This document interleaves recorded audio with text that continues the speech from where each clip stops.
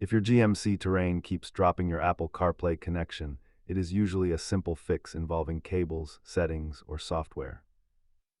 Believe it or not, 80% of these connectivity issues are caused by nothing more than a worn-out or low-quality USB cable. Let us start by systematically ruling out the most common failure points in your Terrain system.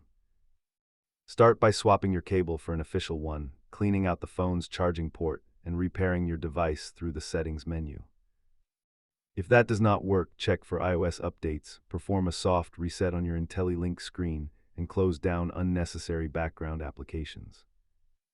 You can also verify that CarPlay restrictions are disabled in your iPhone screen time settings and ensure Siri is fully active. Most users solve this at home, but if the issue persists after these steps, you may have a faulty USB port or a hardware module failure.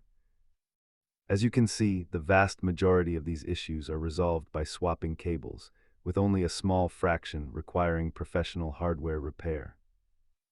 If you head to the dealer, bring a video of the disconnect and ask them to check the physical USB port pins for damage.